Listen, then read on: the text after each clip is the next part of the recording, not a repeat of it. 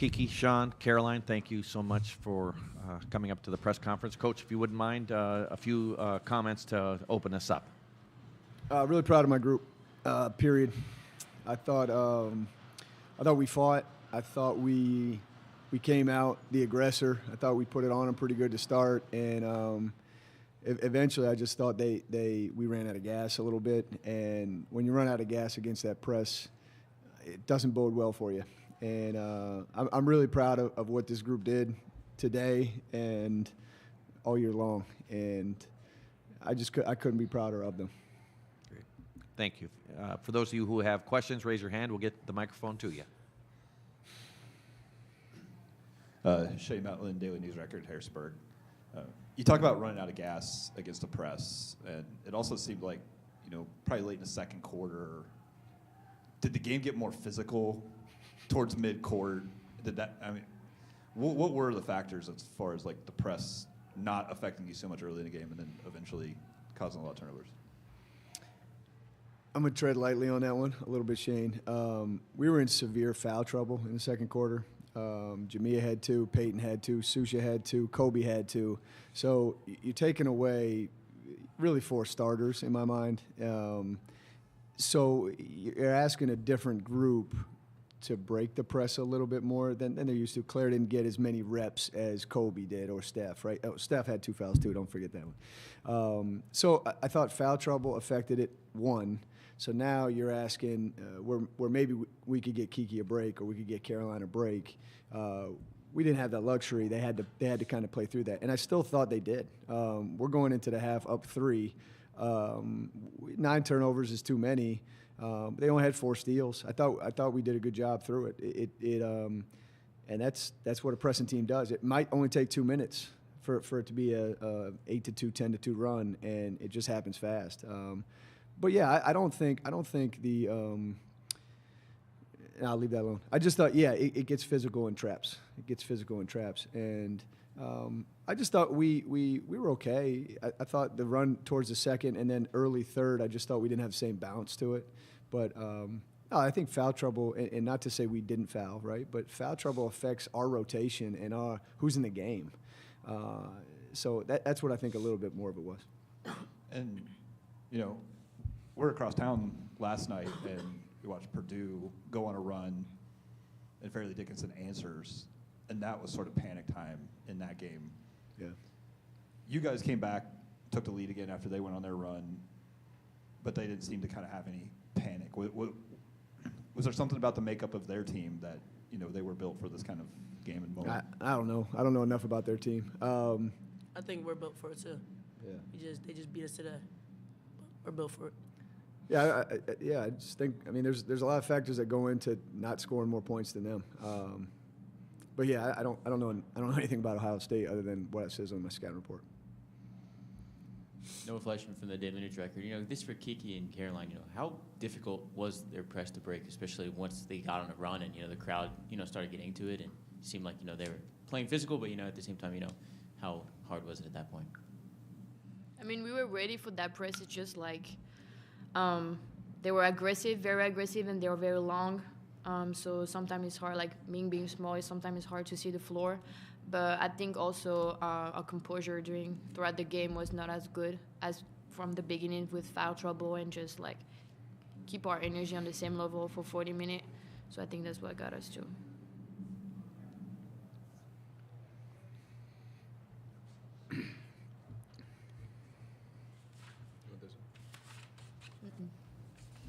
This is for Kiki.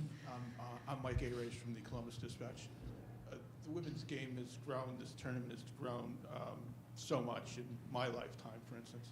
You won't be able to play at a time when all the first and second round games will be played at neutral sites. Do you hope to live to see that day? Yes.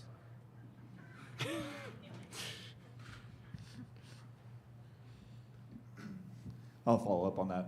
For Sean and both players, but as a mid-major coach who's, even in their best seasons, mid-majors don't often get to host, would you like to see that eventually happen where there are neutral sites in the early rounds?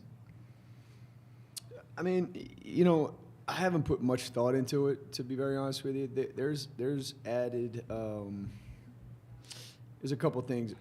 I'll go with that. So this crowd is awesome, right? And if this game is being played in Topeka, Kansas, with the same teams, the crowd's not going to be as good, right? That's the fact of it. Now, it's a distinct advantage, of course, for Ohio State, but crowd is good. Now, can you find a place like Pensacola, Florida, where the Sun Belt Conference does it, which is like, to me, is off the charts, how they do it, where they do it. Now they've done it year after year, and now you do have a fan base of people in Pensacola added with Ohio State, JMU fans, and St. John's and all that, right, where it's consistent. I think that's maybe your next step if you're going to go neutral. It has to be it can't be bouncing around, because my experience has been neutral, right? My first year we were at ODU, we played Temple, right? My next year was at UVA, we played Oklahoma. Like that was fun for me, but we're also regional to those places where it's a 3-hour drive to ODU, an hour drive to Virginia. So I can't say blanket, right? Like that's what it has to be. In my mind, yeah, you think, right? The same as the men, that's where all these upsets are happening. And I do think if we play Ohio State on neutral floor, it doesn't mean we beat Ohio State, but it does level the playing field a little bit, right? You're not playing in front, you're playing a road game. So from my perspective, yeah, would it be better to play on a neutral floor? Absolutely. But I don't know what's best for the game, right? And I don't want to speak to that necessarily. For right now, I know we were seeded 14th. My goal in my head is let's find a way not to be seeded 14th. If you get to 12, it's neutral. 12, 11, 10, all that stuff is neutral. So you right, for one round. But get to 12, that's my whole mindset. What can I control? And what I can control is who we schedule, right? Who we beat. And if we can do those things, yeah, I think we can get to 12. We're not far off of 12. I think it's an inch of a line. And we weren't perfect this year. We lose to Georgia Southern twice. We lose to Coastal, Marshall, right? So like those teams are not top 50 teams, and we lose to them. So it dropped us down a little bit. So I went a lot of different ways with that question, right? But I don't know the answer for women's basketball in general. I know that atmosphere is good basketball atmosphere. I enjoy that. Like that to me is fun. It doesn't get in my bones. It's like, yeah, this is fun. This is what it's supposed to be. I would rather that over an empty gym any day of the week, any day. Coach, what do these two players sitting up there with you kind of mean to this team after, making your first tournament since 2016, your first as a head coach, winning conference tournament, what do these two seniors mean to this team? Man, that was my button to push, huh? Look, individually, Noah, two extremely different people to me in my life, okay? I've known Kiki for 7 years. Kiki's come watch my daughter play basketball. Like, she's been family in my life for a long time, okay? And to me, she's exactly what I want this program built on, which is a enthusiastic basketball mind.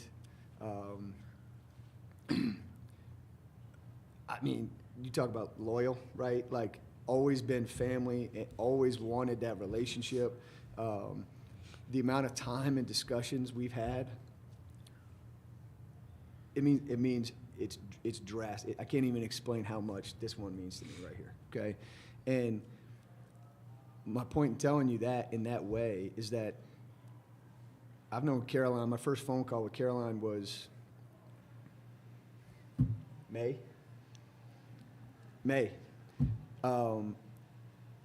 And I think it's absolutely unbelievable what she's done for this program and myself and her teammates since she got here in August. So it's 8 months. And that's what this is becoming. But I've had a grad transfer come in before, and it doesn't have that much impact. And so I can't say my level of appreciation enough in words. I'm not good enough with words. I'm pretty good at math. I'm not as good with words. But her approach, her how hard she works, her never in a bad mood, workmanship mentality, team first, like it permeates through the whole team. And like I'm indebted to both of them in very, very different ways for the rest of my life. Period. Because with these two changed this culture back to where it should be. Period. No doubt about it.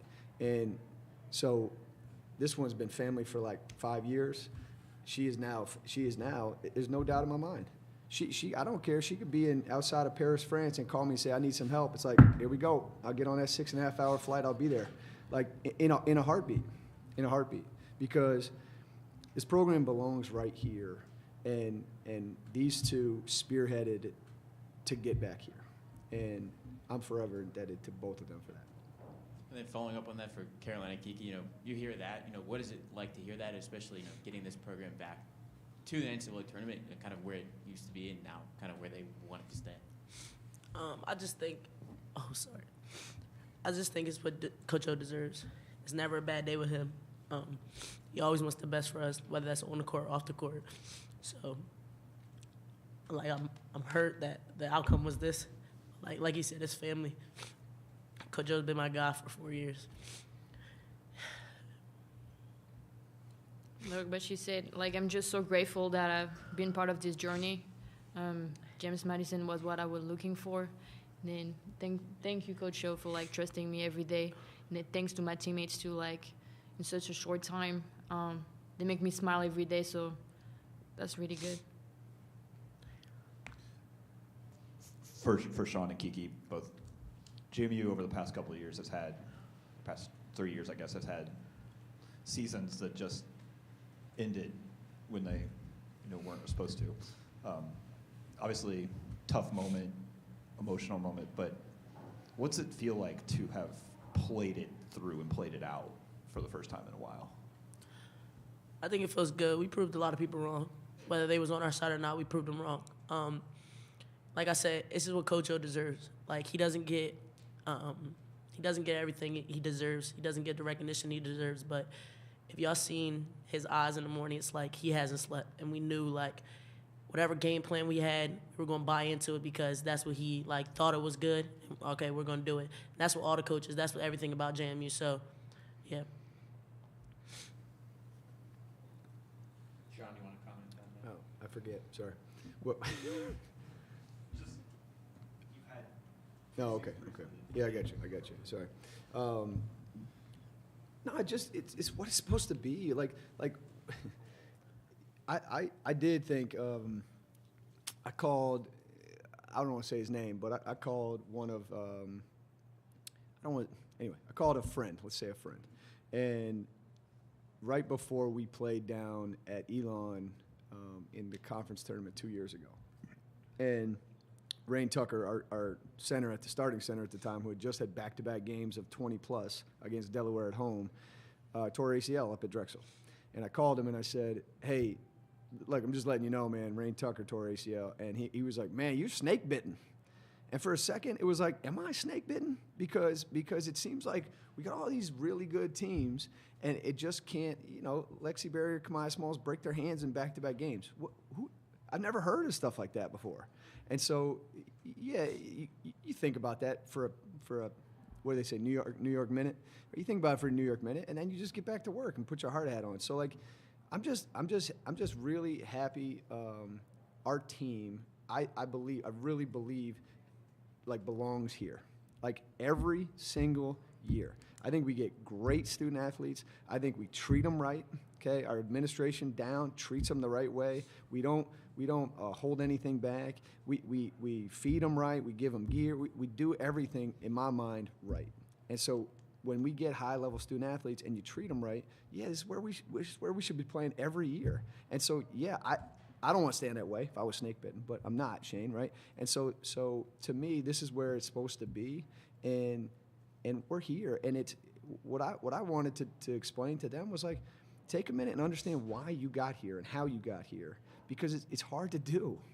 It's really, really hard to do. So take a second, let it seep in what it took to get here, because you're going to have to do it again next year. You're going to have to reset yourself, and it's going to be a new cast of characters, and we got to get back right here because this is where we belong. And hopefully, you earned yourself a higher seed because now you know what it is. You've tasted this.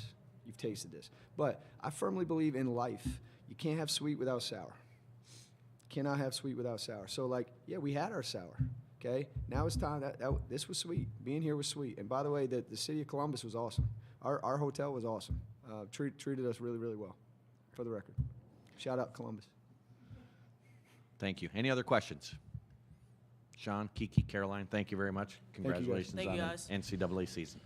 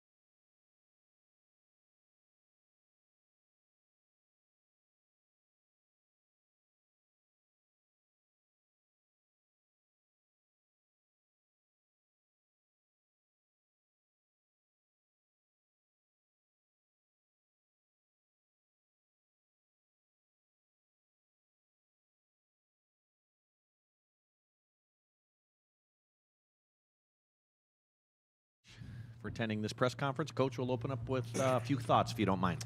Yeah, credit to James Madison. I thought they played a really good game, and as I expected, they're a program that's used to playing in March, and so they were going to show up prepared and compete at a high level, which they did.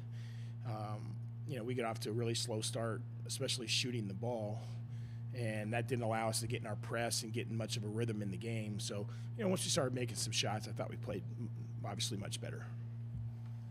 We'll open it up the floor for questions. Front row. Thomas Costello, Land Grant Holy Land. Coach, thanks for the time. About the shooting, was kind of third game in a row where the first half was tough shooting. Tonight, was it the shot selection? Was it not enough passing? What did you see as the reason that maybe the shots weren't falling? Yeah, I thought actually we're getting pretty good shots. I mean, we had several open shots in our perimeter and then shots around the basket. We just weren't finishing. And, we looked a little rusty from being off for a couple weeks, and so hopefully this allows us to settle in and, we'll get off to a better start on Monday. And was that the message also in the timeout there? Yeah, I think the biggest thing that I wanted to emphasize is that, sometimes when you are missing shots and you start to get behind, people try to make plays outside of the offense, kind of hero ball. Hey, I'm going to make a play to get my team back in it. And that's something that I just really emphasize. Keep executing what we're doing and keep getting good shots. They'll fall. Just make sure we get good shots. Kevin, Bill Rabinowitz from the Columbus Dispatch. Caused 21 turnovers. I think it was only 3 in the first quarter. Was there conscious effort to turn it up, or was it just a matter of being able to make shots and then be able to set up the pressure? Biggest thing is we couldn't get in the press because we couldn't make a shot. And so we really, I mean, it sounds obvious because it is, but, you know, we were having a hard time just getting the game the way we wanted because, you know, they were playing in transition offense the whole time in the first quarter. And so once the shots started going in and we could get in the press, I think that obviously turned the tide in the game. And you're down 16. You know what happens in March. It's March Madness. I mean, how concerned were you?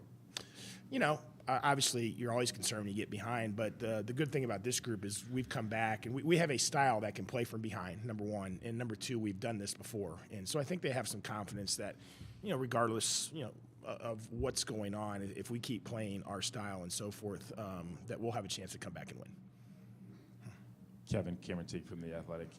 You mentioned making shots. Just how big in that second quarter was just being able to get to the free throw line? It seemed like that allowed you guys to get in the press, and then the shots came after that. Same. Yeah, I would agree. You know, once we started getting the line and made some free throws, and we could set the press and kind of get the tempo the way we wanted.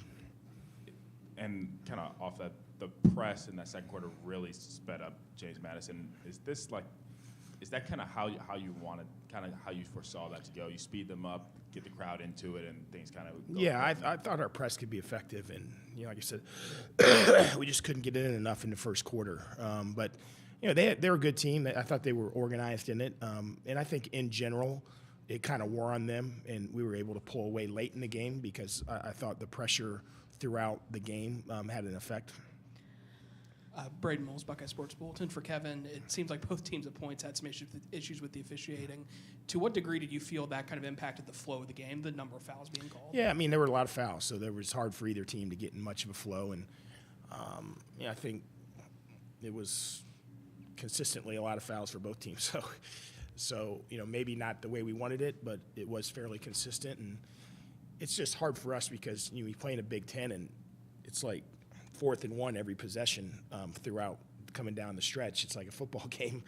And then, you know, they're not calling a lot of fouls, and you get out here and it's a little bit different. So, but hey, that's what happens this time in March is you got to adjust to the way the game is going, and you know, I think we handled it as well as you could.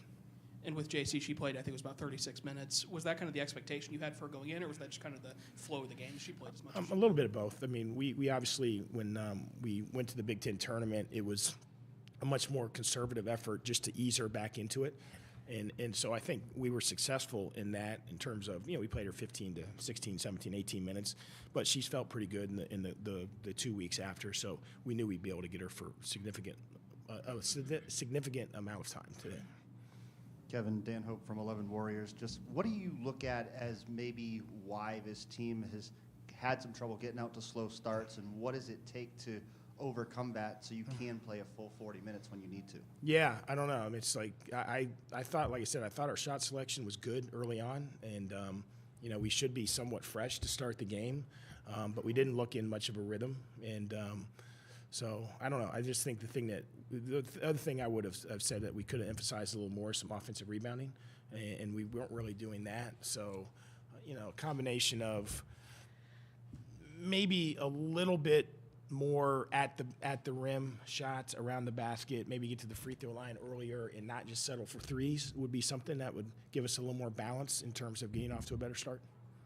For Cody, she had 18 points tonight. Just what impresses you about her to see her rise to the occasion in her first NCAA tournament game? Well, just how hard she plays and competes. I mean, you know, she's done that since the first day she stepped on campus is the thing that's been most impressive to me. If you look at where she was, and you guys wouldn't have seen her play last year, she came at Christmas, but where she was the first day to where she is today, she's made a tremendous amount of progress. It's because she practices really hard. She competes at a high level. She's really coachable. And so you can see she's got God-given talent, but I think a lot of people have that, but most people don't have the motor that she has or the competitive character that she has, and that's why I think we're really just starting to scratch the surface on the player she's going to be. Shane Matlin, News Record, Harrisonburg, Virginia. There's been some talk about if the women might eventually go to neutral sites in early rounds. Obviously, crowd was fun today, but yeah. having been power conferences, mid-majors in your career, do you have an opinion on what they should do there? You know, I think that it would be great if we could get to that and still have the environment like we had today. I think that's ideal, just like the men do it. I don't know that we're there yet to where we could generate the crowds that we had today. I think it's really important to have a great environment for the NCAA tournament. I'm really thankful for our fans that showed up today. I thought they played a part in the game, quite frankly. When we really got going in the second half, the crowd was electric. And so, but I do think it would be great to have neutral courts. I just don't know if – I think we're closer today than we were a couple of years ago, because I know you look around the Big Ten, everybody's drawing really, really well. And so I think eventually you may be able to carve out some sites where we could get great neutral court crowds, and I think it'd be awesome. Yeah, I'm guessing you haven't been out on the town a whole lot the past few days, but Columbus kind of has shown that one city could handle men's and women's at the same time. Yeah, you're right. You're right. And our city's built for this. The people who put these events on in town are incredible and amazing. They're well organized. We got a bunch of hotels and a bunch of great restaurants. So I think Columbus could be a town that could do that. Yes.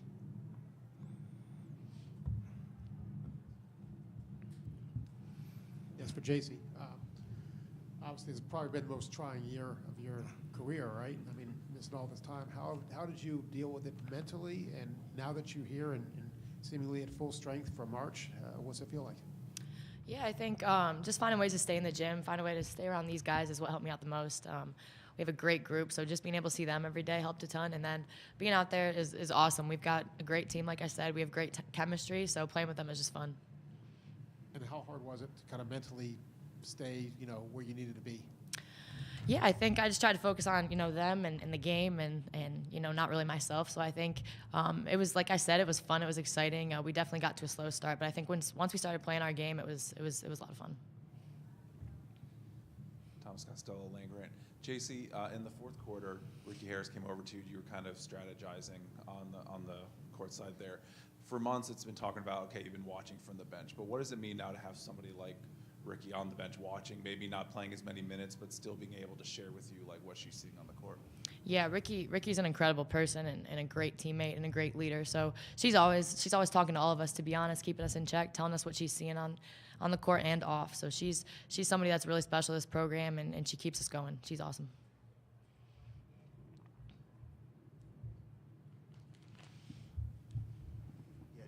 For Kevin, just to have JC back at full strength, what does that do for you all as a team? What is maybe that extra spark that gives to you all? Well, she's really special in the press, number one. So our press is at a different level when she's out there because of her speed, quickness, and intensity that she plays with. Our pace is much better when she's on the floor, or when the ball's on her hand, in her hands, it's getting up the court quicker than normal, and then these guys will run with her, so we're at a better pace. And I just think in general, she's the person on our team that makes everybody better. And so everybody gets a little bit better when JC's on the court. Any other questions? Go ahead. Yeah, Jacob Bench with the Associated Press. For Cody, when you hit that three there in the second half, it gave your team the lead there. It was also your team's first three of the game. Just that moment right there, how meaningful was it for you, just that moment in the game, getting that lead, getting that comeback, and seeing it all the way through? And then how much did your first NCAA tournament game live up to your expectations?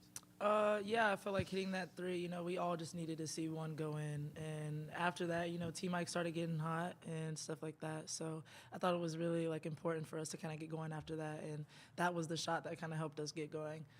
As far as my first NCAA, appearance, I thought it was sweet. No better feeling than, coming in your home court and having a huge crowd and having everybody behind you. I thought it was sweet. Obviously, my family, huge supporters, and I thought it was really cool, being able for them to all make it here. Great. Any other questions? Cody, JC, Kevin, thank you very much. We'll see you tomorrow. And I will say, for those of you, the CEO of the Columbus Sports Commission, Linda Logan, is sitting in the back row right there. She's a big reason why we're hosting what we're hosting all the time. So.